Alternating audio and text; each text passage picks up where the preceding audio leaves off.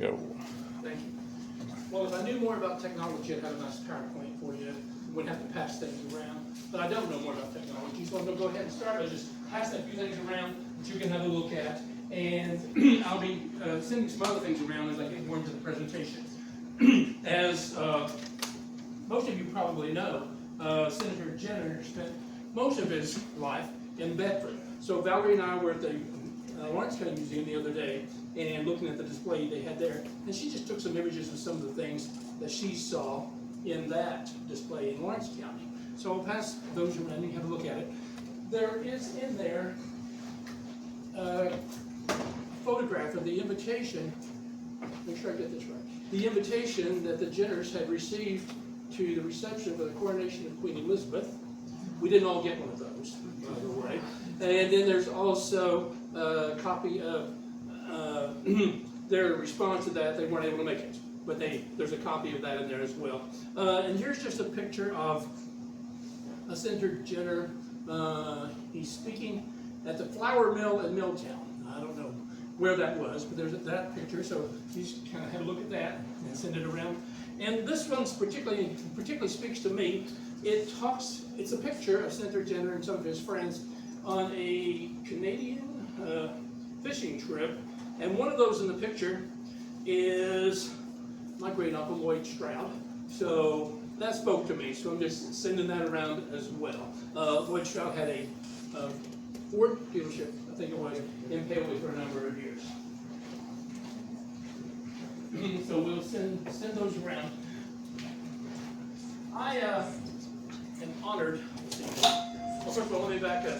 It was about several months ago when I suggested to John Crawford that I would like to do a program on Bill Jenner, and he and Bill and some of the other folks then were able to get that scheduled. I last spoke down here a year ago, Bill. We talked about the war letter, so I guess I'm your August speaker. I'll have to come up with something before next August. I'm not sure what that would be. I am honored to have members of the Jenner family here this evening. Senator Jenner's grandson, Joe, get this right, Scott, Andy, and a friend of the family, Bill, I believe you said, and with Joe is his wife, Katie. And Katie, I do believe you have been to Crawford County before. I think I saw that you were here a couple of years ago. Katie is our Indiana Secretary of Education and was here for a school function, I presume. And I think you were very well aware, when you were in Crawford County, of the Jenner family's deep roots here. Absolutely. So we are honored that all of you are here, and I do very much appreciate it.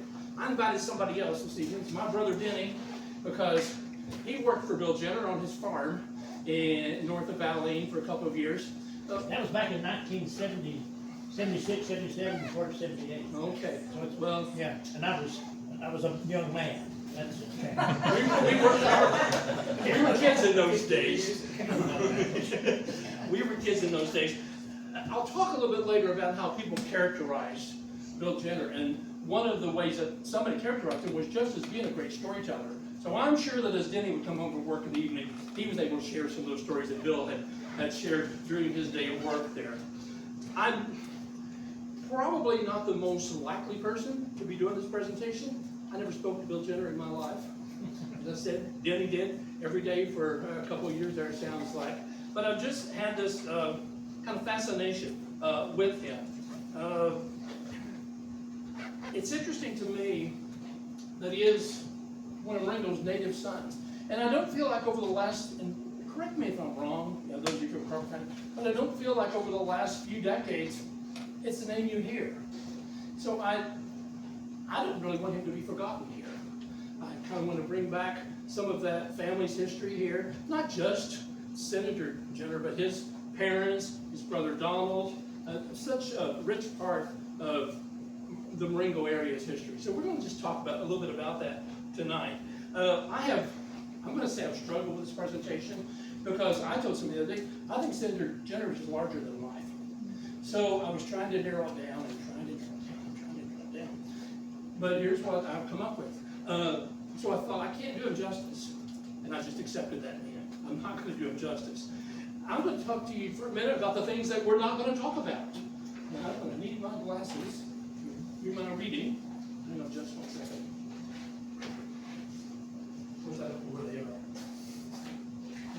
leave them back there. Mingle among yourselves. Wait, I got it. Okay. So I'm going to talk for a minute about things we're not going to talk about, and it's the weightier things related to Senator Jenner, the issues, the things like that he dealt with. And if I didn't say earlier that he rose to incredible prominence as a national figure, national legislator, then let me say it now, because that's what I don't know that people are still remembering about him. The prominent place that he had in this country. I'm not going to talk about what was, I understand from the book that I'll be sharing information from, that what he really wanted to be was governor of Indiana. And there were, of course, various circumstances, and that never happened. And so that's a whole different presentation.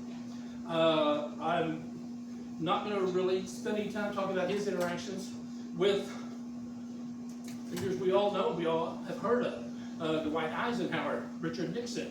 Now, I understand that he, even though he and Dwight Eisenhower were of the same party, that they didn't necessarily agree on things. Now, the book that I'll be sharing from suggests that maybe that hostility was a little bit exaggerated, but they didn't really see eye to eye on things. And the same with Richard Nixon.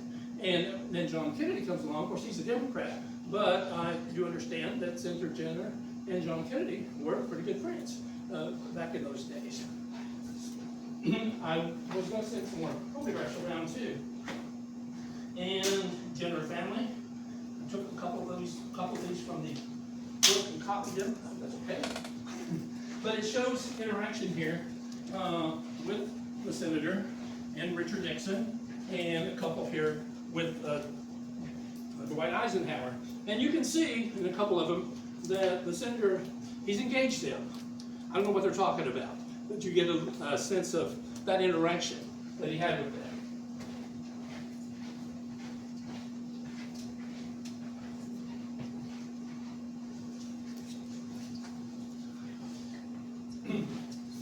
What else are we not going to talk about? We are not going to talk about William Jenner and Joseph McCarthy and the congressional investigation into communism. That, again, is an entirely separate presentation and a complex one. And I'm not that smart, so we're not going there. Also, then there was Jenner's position that General George Marshall had enough knowledge of the impending attack on Pearl Harbor that he could have said something a little bit earlier. He didn't. So that was kind of a topic back then as well. And then another thing, and I hadn't really thought about this or noticed this so much, but he was quite the advocate for civil rights. I am going to share just a brief passage from this book. We're talking a lot about the book here in a minute, related to civil rights, because it's something I simply didn't know. And here it says, Bill Jenner was a strong advocate for civil rights. On December 5th, 1945, when he was Republican state chairman, he gave a speech in Indianapolis that was later distributed by the Republican Veterans of Indiana as a pamphlet describing what he felt the Republican Party should stand for on the issue of civil rights. He wrote, "We must recognize that and he said Negroes because that was the terminology from the time, that the Negroes in America have suffered more and enjoyed less security for a longer time than any group in our nation. This we must reverse and remedy, not by charity, but by the dignity of opportunity, leadership, and self-improvement." But this is what I want you to catch. When he served in the state legislature, Indiana high schools prohibited African American schools from participating in the state basketball tournament. Jenner helped push through the state Senate a bill opening the attorney to all public and parochial schools, regardless of race and religion. Another topic that's probably its own presentation, but we simply can't do all that tonight. So, as we said earlier, Senator Jenner and his family spent most of their time in Bedford. I became a news reporter for the Times-Mill in Bedford in 1987, but that was 2 years after his death. So I never had the opportunity to interview him. Obviously, lots of people before me with the local paper had done many interviews with him, but I never had that opportunity. But I started feeling a kinship to him for several reasons. And one of them, well, let me put it this way. It was 2009, Valerie and I were down in Martin County. Talk a little bit about Martin County. We're down in Martin County visiting a museum, and I saw a large portrait of Senator Jenner that Dad had donated to the museum down there. And I realized as I was there, it was July 2009, that within just a few days, the Senator would have been marking, it was the anniversary of his 101st birthday. He was born in 1908. And he was born on July 21st. On July 21st of 2009, I was turning 53. So I think it was kind of that shared birthday. It just kind of caught my attention for one thing. So after I had that experience there in Martin County, I had a column due the next week for the paper. And what I thought about for that column was how I felt a little bit like I was kind of following in Bill Jenner's footsteps. He had his beginnings in Marengo. I grew up just outside of Marengo a few miles. I thought we walked the same streets. He later, as we talked about, had the farm there north of Valine. So I guess we walked the same street in Valine. I don't know if there's even more than one. And went into the same little grocery store there. So I thought, again, I feel as though I'm kind of walking in his footsteps.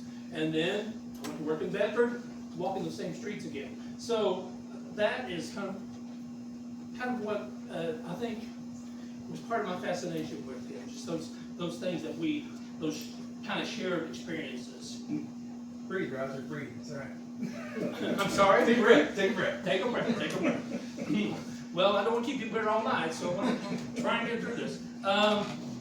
So after I wrote that, somebody, and I don't know who it was, sent William Edward Jenner, the son, the father, a copy of the article. And William Edward Jenner sent this letter to me, dated August 5th, 2009. Dear Roger, a friend sent me a recent article on my father. I enjoyed it very much. Since you seem interested, I'm enclosing a few chapters that I have written when I can't sleep. He called that attorney's conscience. I'm not sure what that means. You folks know, I guess. I would appreciate your thoughts. William recently suggested that a biography of Bill Jenner is needed. Maybe we could collaborate. I had never been more flattered in my life than for William Edward Jenner to think I could collaborate with him on a book about Senator Jenner. But what I knew that he didn't know was I wasn't that smart. And I thought, I can't do that. I'm just not qualified to do that. But a few years later, William Edward Jenner had done it with me staying out of his way, is what he did. And so he put together this book. And I will be reading a lot from this book this evening. I had the opportunity, he invited Valerie and me up to Madison one day for lunch, and they were just so incredibly gracious to us. And so we did get a chance to visit with them. What I have not talked about is some of the positions that Senator Jenner had. We're going to just quickly outline what those things were. So, William Edward Jenner was born in Marengo, as we said, July 21st, 1908. But he lived most of his life in Bedford. He spent 13 years in the U.S. Senate, after first being elected to fill out an unexpired term in 1945. When elected to the U.S. Senate, he was 36 years old, and the youngest senator at the time, and was the first World War II veteran to be elected to the U.S. Senate. He was chairman of the Indiana Republican Party in 1945 to 46. Before that, he served in the Indiana Senate from 1935 to 41, serving as minority leader, majority leader, and president pro tem. As a state senator, he served Lawrence, Orange, and Martin counties. He retired from politics in 1958 and returned to Indiana to practice law with the firm of Jenner & Brown in Indianapolis. He continued to practice law until 5 years before his death on March 9, 1985. So I told you some things we're not going to talk about because we don't have time. But let me tell you where I am going to go with this. I think given this audience, I think people here are interested in what his early life was like in Marengo, growing up here in Crawford County. We'll talk too about some of the ways, as I read the book, that people characterized him and characterized his leadership. And then, to wrap things up, we're going to kind of come back to Marengo a little bit and talk a little bit about the Jenner family in Marengo As I said, I'll be drawing largely from this, sharing those excerpts and how he's characterized. And he was characterized by one man, and I love this, who called him the Marengo boy. So I thought that was interesting. So I'm just going to share a few things from these early years, and there were things that I thought were just fascinating, things I didn't know. So again, it's his son writing this book. And he says, "My father was, beyond his national and state reputation, a loving father who always placed my welfare first and did everything he could to help me achieve my goals. He always told me that in politics, more than any other profession, your word is your bond."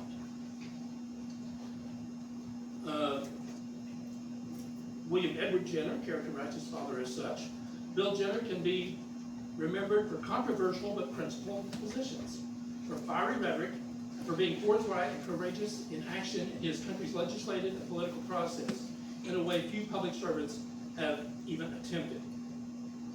In his conservative politics, Bill Jenner was fiercely patriotic, a believer in the basic values and the strict construction of the Constitution. He served in the United States Army Air Corps in England during World War II and in the United States Senate in the years immediately thereafter. William Edward says he was one of the most colorful men in the Senate, known for his strongly presented views, but also one of the most respected. That's in the foreword to the book, where that information is presented. And there it says, he opens here, in the chapter about childhood and early life and education, William Ezra Jenner never intended to be a senator. His desire was to be governor of the state of Indiana. Before we talk a little bit about his early life, I want to send around a couple more sheets here for you to have a look at, related to his early life. The best I could figure, he started school here in what I knew as Marengo grade school when I was in first grade, right there. So that's where I presume he went to school. And here's some additional pictures of him in a group. This was the Jenner house. Now somebody told me, gentlemen, maybe you know this for sure. Maybe it says here that there were 6 generations who lived in that house. I thought that was pretty incredible. It seemed like a lot though. Anyway, and I think most of us who are spending time in Crawford County will remember that stately home there in Marengo. And then there's a second picture of it back here. That home came down, I guess, in the 1990s, and the apartments were built there. But it was, of course, a beautiful home. So we'll pass those around as related as we talk about his early life in Crawford County.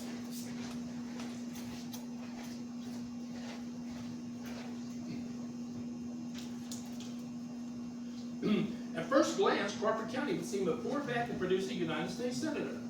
With a population of less than 10,000, no industry to sustain a workforce, and farmland that is poor, and in large part untillable, it ranks near the bottom among Indiana's 92 counties in size and population and economic wealth. Skipping over, it says, this was a crucible that produced William Jenner, who probably was Indiana's most colorful politician of the 20th century. Think about that. Most colorful politician of an entire century. He was the son of Republican County Chairman L. Linwood Woody Jenner, who was 31 at the time of his son's birth. Bill's mother, Jane McDonald, who had been an orphan, was 30 years old. His brother Donald had been born in 1905. Lauren Jenner, another brother, was born in 1913. Who in the room remembers Donald? I have a vague recollection of him. Okay, all right. And then the other brother, I really didn't know anything about Lauren Jenner. Do you know where he ended up living? I remember where he did. His son is in Cincinnati. He's a son of Steve. Okay. So he didn't really spend as much time in Crawford County apparently because. Yeah, I think he lived here for a long time. Did he really? Okay. Actually, he just died. Well, I just didn't remember that one, but Donald, but I did vaguely remember. Woody, the senator's father, was a small-town entrepreneur building the Jenner Garage in 1917. This town landmark was a brick structure with a workshop below and a storage room above.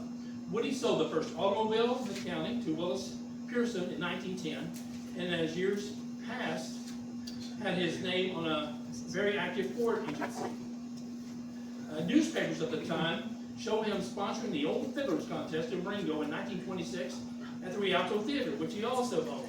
And some of us certainly remember the Rialto. First prize was a Ford automobile. That's quite a prize for winning the Fiddlers Contest. And a trip to Detroit as well. 500 people attended the contest, although the Rialto had only 360 seats. And I didn't even realize that there were that many seats in the Rialto. So that's, again, a little bit about the early life. William Edwards said, I asked Dad to sit down with me in 1982 or 83 after the birth of his grandson, William Joseph Jenner. We just dated you, Joe, in 1981. So we could record some of his family and career history. In 1908, Woody obtained a Ford agency. The business was named W.E. Jenner & Sons, carrying the name of his father. Billy Jenner did not die until 1915, even though son Woody actually ran the business. I want to go back for a minute to the Jenner building. Something's happening with it now. Dave, Dan, you know what they're doing now? I don't know if you may not have had a chance to get to Marengo, but something is happening with the building now, and someone told me, I don't know how authoritative it was, that it's going to be some sort of a rental unit or something. So I don't know if you get a chance to drive through as you're on your way out or not, but I did want to mention that. I found this fascinating. As a 12-year-old boy in 1920, Dad remembered taking the Southern Railroad train that ran through Marengo to the Ford plant in Louisville, paying for a vehicle there with a cashier's check, and driving the vehicle, 12 years old, over primitive routes to Marengo for resale. Because of the miserable condition of the roads, the vehicle would suffer numerous blowouts or flat tires on the trip from Louisville. They had to be repaired by Dad, 12 years old. I'm just trying to picture this. They had to be repaired by Dad, whose feet could barely reach the pedals of the car. Car travel in those days was an ordeal. Often the vehicles would get stuck in the mud and have to be pulled out by a team of horses. Once the car was delivered and sold, Woody or my dad would have to take the new owner out and teach him to drive it. So as a 12-year-old, he's teaching adults to drive the car. Clearly another time.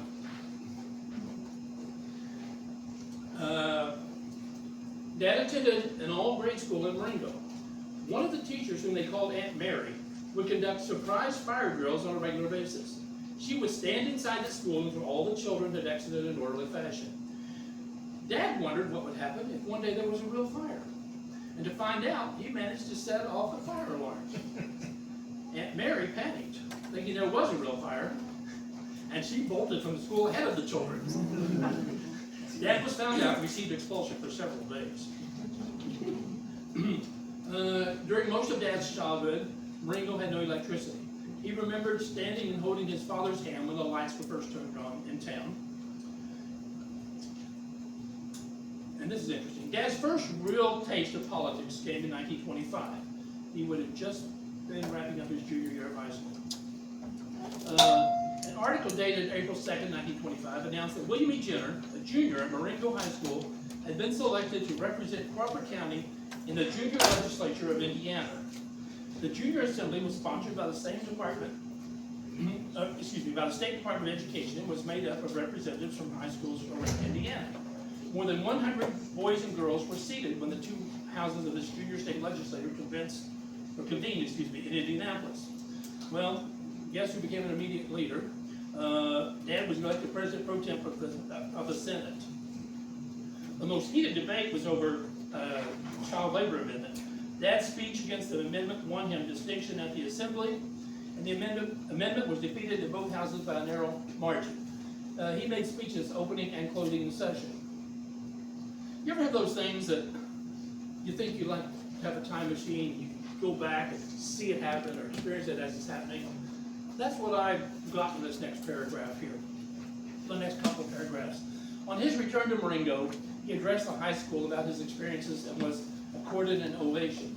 Preceded by the school's concert band, he was carried on the shoulder of fellow students through the streets where citizens lined the sidewalks.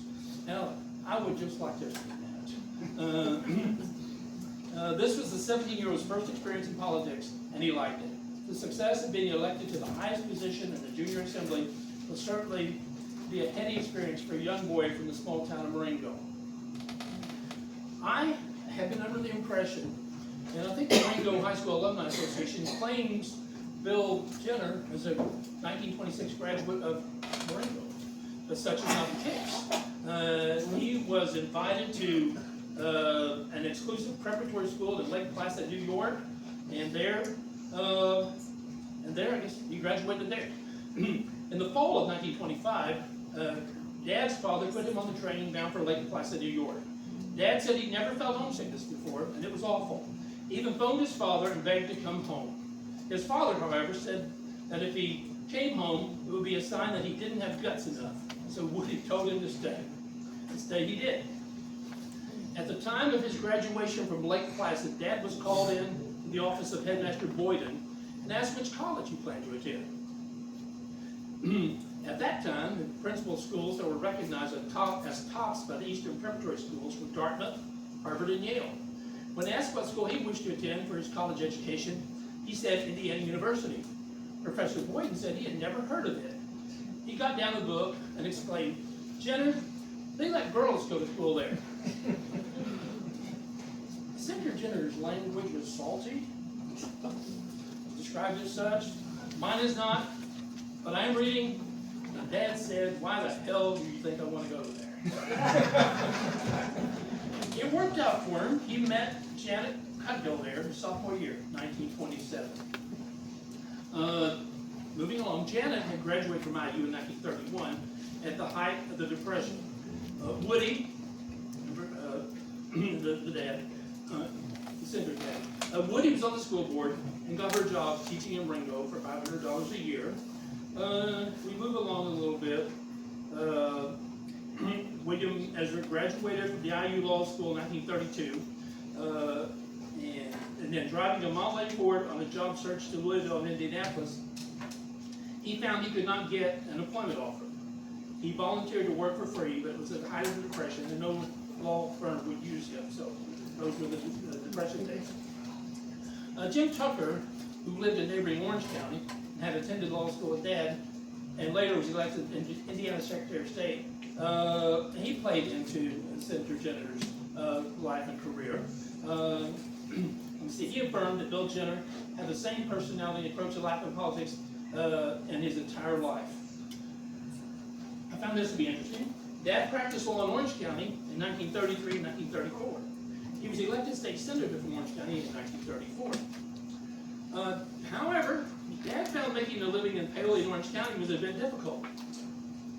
At that time, the area contained a large Quaker population. They called each other brother and sister and did not seem to be very litigious, willing to settle disputes in their own way. So I guess it wasn't particularly lucrative for the senator for him to operate his law practice there. By 1933, he had a wife to support. After the wedding, they lived in Marengo with Dad's parents while he practiced law in Paoli. They were anxious to have their own home. So in 1935, they moved to adjacent Martin County. You're going to have a different experience there than he had in Paoli. Frank E. Gilkinson had been elected Martin Circuit Court Judge in the 1934 election, and his office was available for rent. Dad said moving to Shoals proved to be a wise economic move. Unhindered by religious restraint, people in the rough and ready river town of Shoals, Indiana, rather than sell things on their own, would say, "I don't care what it costs, I want to see that SOB in court." So things worked out a little bit better for him there in Martin County. Well, so time goes along and various milestones occur in the senator's life. There was his time spent in the military during World War II. And he left the military because of eye-related issues, and I do believe those followed him throughout the ensuing years. It was the family's move to Bedford, and of course the birth of William Edward Jenner. So now we come to a point where I mentioned earlier, how did people characterize him? I've already said he rose to great prominence, and everybody seemed to know who Bill Jenner was everywhere, so it seemed. But how did people describe him? Niles Jackson was a one-time Jenner administrative assistant. And he contrasted Jenner with Richard Nixon. who he said Richard Nixon was a bit of a loner. But Niles Jackson says that Senator Jenner was right in the thick of it. He was well liked on both sides of the aisle. He was a lot of fun, and as we said earlier, he was a good storyteller, and most important of all, his word was good. A political reporter by the name of Ed Seidler, I guess it's pronounced, said Jenner is a bare-knuckled political grenadier who's been the top Republican banana most of the time since the end of World War II. Think about that again in terms of his leadership and how well known he was. The top Republican banana. Lou Heiner was another journalist, and he said as Jenner was leaving the Senate at the time of his retirement, and he's the one who referred to him as the Marengo Kid after all those years. The Marengo Kid feels that opponents of the Constitution are trying to destroy us from within by financial ruin. No other man in the Senate's membership could match a Jenner speech. His is the old-style oratory, the rising voice, the clenched fist, the rising up on the toes to make a point. That's Jenner. No one else can do it. Now, before some of you got here, I was talking with the Jenner family about Wilma Wood. Wilma Wood was the senator's longtime secretary. We even know how many years, a lot of years, she was secretary for him. So she was quoted in the Bedford Times Mail, March 11, 1985, after the senator's death. And she should have known him well. Bill Jenner was a red-blooded fighting All-American. He devoted his public life to protecting what he deeply believed was good and in the best interest of his beloved state and country. He never sacrificed his principles and ideals to be on the popular side of issues. Wilma Wood also said of him, remember that salty way of talking, sometimes people complained about his vocabulary, but you never had any trouble understanding what he was saying. So, as I said, after having talked a bit about how people characterized him, that we're going to kind of come back to Marengo for a couple minutes. I want to share just two or three more things from this book. I started thinking about kind of the commonalities in terms of communities. William Ezra Jenner had his Marengo. William Edward Jenner had his Bedford. And you folks, as this next generation, been in Madison for a good long while. So you have your Madison. Now I figure there's commonalities, and I think we'll see those a little bit in one of the things that I can read here, pretty much as we're wrapping up. But before that, let's talk a little bit about Donald Jenner. Just 1 second.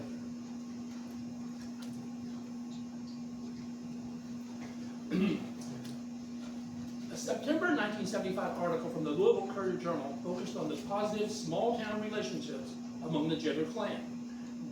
Dad, Woody, and the senator's two brothers, Lorne and Donald Jenner, stayed close. This focus is on Bill and Donald.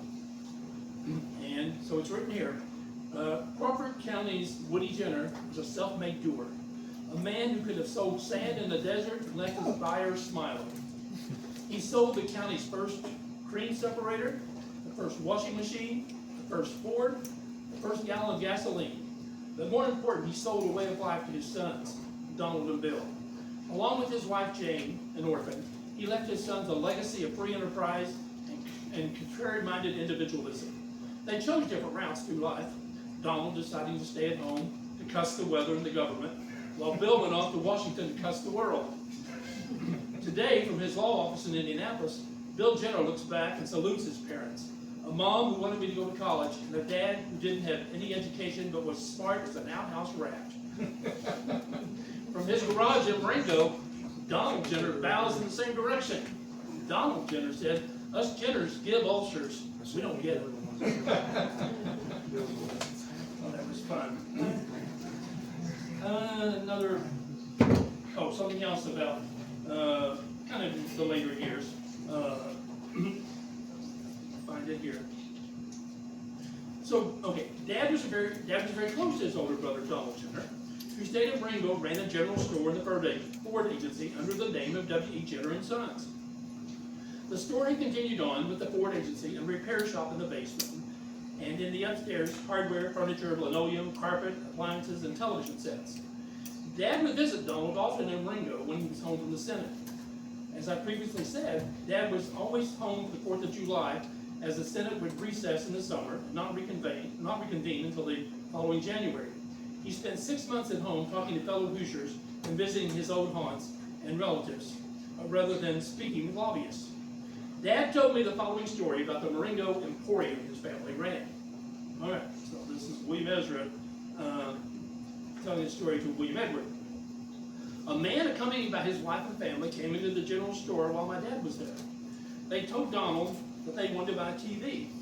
Thereupon Donald, who had a gruff countenance, and I think I remember that, advised the family that the TVs were not good and were not well made, and that they would be making a mistake in purchasing one. They come in and want to buy a TV, and Donald talks them out of it. After the couple and their children left the store, Dad said, with words I won't use here, but he did say, Donald, no wonder the store's not doing well. That's no way to sell anything. Donald replied, now, Bill, you're over in Washington, and maybe you know what you're doing there, but you don't know the people here in Marengo anymore. Those people can't afford the TV. If I sold it, they would be unable to make the payments, and I would have to repossess it. You've never had to repossess a TV from a home where the children are crying because you're taking their TV while they're watching Howdy Doody. You go back to Washington and let me take care of the store. That was kind of a fun exchange there. I'll close on with this, and it's the fact that Bill considered himself very much the family man, and he wanted to get out of government because he wanted to spend that time with Janet and with their son. And so I'm just going to close with how he characterized his departure from the legislature. And I think this, when I talked about the commonalities of the towns, I think this passage speaks to what we have experienced, be it Marengo or Bedford or Madison. But here's what it says. At a July 10th, 1958 testimonial dinner, Senator William Nolan, Republican of California, and Senate Minority Leader quoted Jenner's administrative assistant, Miles Jackson, we referenced him earlier, regarding the real reason for Jenner's retirement. Why would he retire at age 49?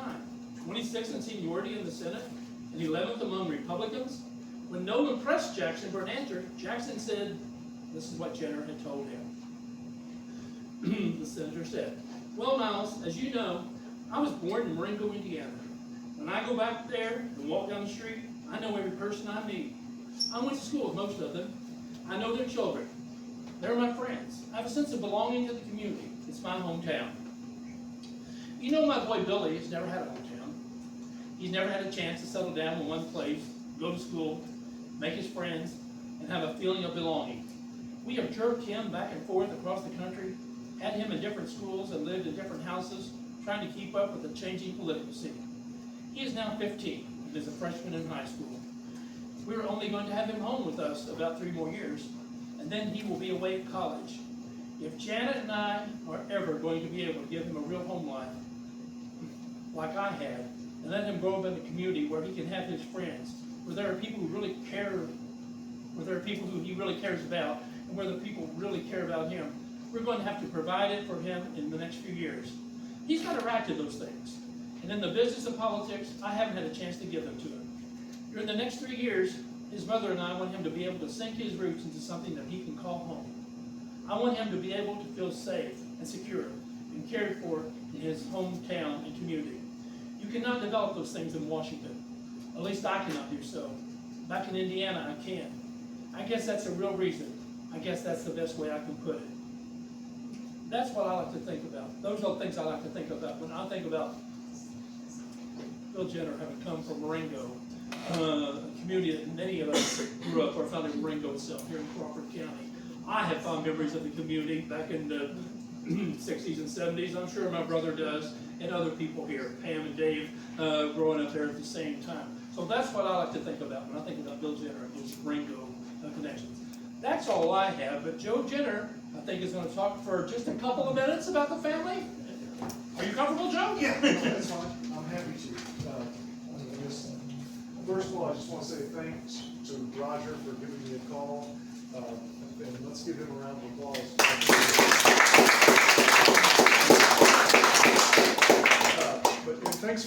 guys to come out. I appreciate this. I understand this is a series that you guys do every month, and I think that's fantastic for the community and for people to see. Wrote down a few notes, but I won't try to refer to too many of them. But I do think that what Roger hit on is really important, and I think it's one of the things that I always think about that sets my grandfather apart from today's politicians is, you know, you see senators and congressmen who just go back to DC and go back. And my dad always told me that it was really important for him to come back to Marengo, to come back to Bedford, to come back to where he was, because that's who he represented. He firmly believed that he represented. He loved representing Hoosiers. He thought Indiana was the greatest state that there ever was, and that was super important to him. My dad always told me there was a phrase that he used, and he would say that those politicians would go up to Washington and get Potomac fever. And Potomac fever in his mind was you'd go up there and you'd get just indoctrinated with the idea of being in Washington and all of the glory and everything that would have. And he really didn't like that. There wasn't anything that he cared about. His love was coming back here in Hoosiers. And then I thought the other thing that was fascinating that Roger was talking about was the selflessness of, you know, he was at probably the height of his career, could have gone on to do who knows what in public life, but he didn't really want to do that. He cared about his son, he cared about getting back here and providing that, because when he was there, they would go up to DC, and my dad would go to school the first semester in Washington, and then he'd come home the second semester and go to school in Bedford, because that's kind of the way the sessions worked at that time. And so, but that was really, really important to him, and something that he thought a lot of. And I think, you know, part of that was because he thought that states' rights were so important, and it just wasn't. I pulled a couple of things that he talked about, because he thought that he once said he believed fervently in the strength of our nation resides not in the capital, but in the vast expanse of our country. Empires represented by, as they are governed by their capital cities. So he was talking about empires being governed by the capital cities, DC, and we're not an empire, we're a democracy and a republic, and we're governed by our states. And I thought that he really felt that was important, and that was part of this. You know, some of the things that people, when I think about history, and they're like, well, some people ask me, what do you think your grandfather would have thought about today? What do you think your grandfather would have thought about today's politics and what that's like? You know, I think he would think that, you know, that some of the things that they're doing in Washington make a lot of sense. I think he would think some of the things about border control and things like that make some sense, but then I think on other ways he would think that it's way too much expansive power, and we're getting away from the states having control and what representatives really ought to be.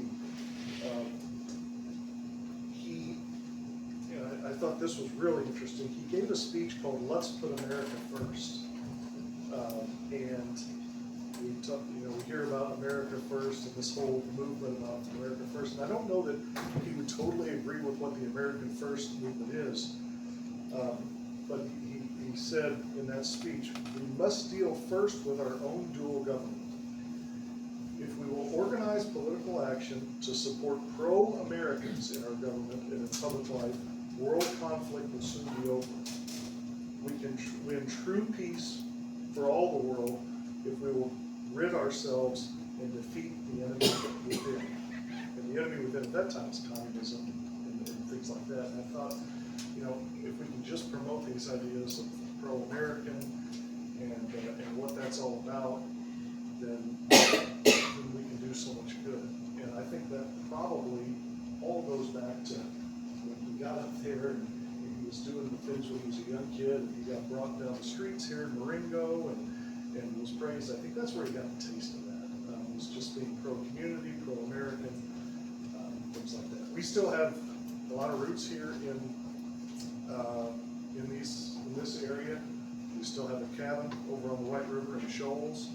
We've got a farm over in that area. Still got some family here in Marengo. There's not very many Jenners left. I'm one of the few. I have a cousin, Steve, who was Lauren's, and who was Woody, and then, Austin? yeah, Austin, Is that what he's, well, I'm sorry, Austin is Donna's son. Donna's son, and Neil, and Donna was obviously here, and she passed not too much that long ago. So, but you know, still think a lot of this community and a lot of this area, and it means a lot to me. It means a lot to me that somebody thinks so much to even to bring this up, and I do hope that that the history keeps going. I am extremely. Thank my brothers for being here, and I'm extremely proud of my wife, who is, I think, at least, I think my grandfather and dad are both looking down fondly to say that there's still a Jenner out there serving Hoosiers and trying to make it better for Hoosiers. And so, because I think that's what was important for him, making it better for Hoosiers of all types. And it is crazy to think that somebody was able to rise from this area, or from, I mean, just from this little area, and from what he was to where he was. And so I think that is really neat, and it makes me proud. So. Well, I'm gonna say again how honored I am, I think all of us are, that all of you made the trip. It's a long hike from Madison, and Andy, you came from elsewhere to Bloomington. It's a long hike down here, but you are always welcome in Crawford County. I think you know that. So now a round of applause for Joe and for the Jenners. I failed to send these pictures around, but these are portraits of Senator Jenner and Janet. And of course, we talked about how he loved being home with Billy, as he was calling us. And there's a picture of the senator and Janet with their son. Another one there. This is in front of their home in Bedford. I believe it was on O Street. Does that sound right? Yes, on O Street in Bedford. And then this was fun. This is Senator Jenner, Janet, William Edward, and Donald and Fanny. So, you know, I can have vague remembrances of them. So, anyway, I did fail to get those sent around. Joe has brought a few copies of the book. I highly recommend it. As I said, I thought I'd go through and highlight what I might talk about. I could have highlighted the whole book.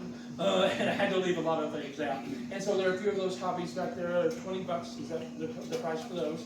So if you get a chance, you may want some of those. Just real quickly, can I or the family take any questions? I just wanted to say, my dad grew up with Senator Jenner. The first job, my father knows you, and the first job he had was at Jenner's. One of the reasons he was a staunch Republican was because of the Jenners. And the first car he bought was a Ford at Jenner. And he bought one about every 2 years, a new car at Jenner, until he was unable to drive. So he talked a lot. Now, was Bill Jenner's wife from Scotland? Yes. He talked about Janet, the name of Janet, and, but he talked that she was a teacher. So, we heard a lot about the Jenners. Plus, I remember Fannie Mae and Donnie and Donna. And Donna was a year ahead of my brother in school. So we were all connected, and Jenners made a good influence. And my first TV, after we were married, after I was married, Wilma Stevenson was then in charge of the TVs, so she didn't talk me out of it. I worked a lot of time so I could pay for it. And the first TV came from Jenners. Anybody else? I might say that a couple of things, when having worked for him, and I knew him in his later years of life. I saw his compassion. I remember being out in the field mowing hay, and here would come his green and white Ford truck. I always thought I should have a Chevy, but he didn't have a Ford truck. He's gonna have a Ford. Yeah, but just to make sure I had water, or if I needed anything. But, and that usually, he'd bring me some good cold waters, and so he would think about me like that. And then I have to tell the story about when he could have fired me, he didn't. When I turned his tractor over, he didn't farm all. He could have fired me because I was driving too fast around the pond bank. And when that was reported to him that I turned his tractor, Bill called everybody honey. Honey. He said, honey, don't worry about that tractor, I can just get another one. And he never gave me another tractor. They had other tractors, I didn't do that. But, he just had that compassionate side that you didn't always see. And I know when he was coming, certain days when he was coming down from bed when he was semi-retired, he would drive down. I learned that he had 2 bird dogs, and they were kept in a cage. And he let me know one day, and I won't use the language he used, he said, but you make sure you keep that dog poop cleaned up out of there. And he didn't say dog poop. No. But, so I knew that, and certainly on those days, I had it cleaned up when we got there. But he could have fired me for turning his tractor. He said, honey, don't worry about that. But I enjoyed my experience working for him, and I wished I had sense enough to remember the stories he told me. Like I was 18, 19, I didn't care so much about it, but they were interesting, and I think about him a lot. I mean, I think about those times. It was probably my most favorite job. I never once asked him for a raise. I was making $2.50 an hour, and the minimum wage was $1.90, so I didn't dare ask him for a raise. You know, I probably overpaid anyway.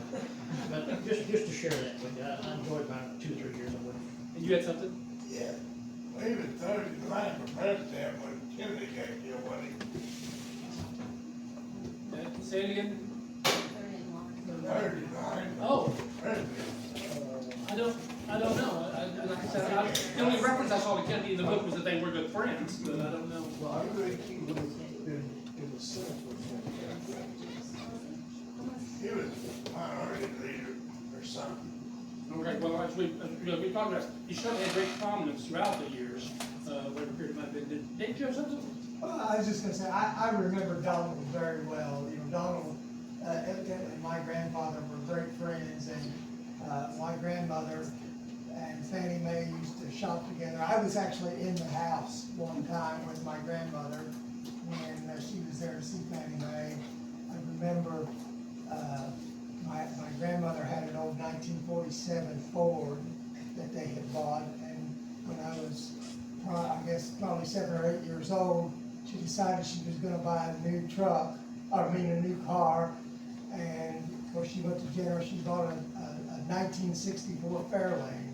And I remember going down there with my father when she picked that up, and I'll just say, she passed away in the 90s, and when they sold that, she still had that car, and it had like 20,000 miles on it. It was in mint condition. It probably hadn't even been out of the garage in the last 10 years. So I remember them well. Anything else? I have a Jenner campaign thing, elephant with Jenner on there. Is that right? Okay. Campaign buttons. Well, that's $20. We have 2 of those, the collector's items. Keep it. There you go. There you go. Yeah. All right. Well, Bill, is it time for that intermission? Yep. All right. Thank you to everybody.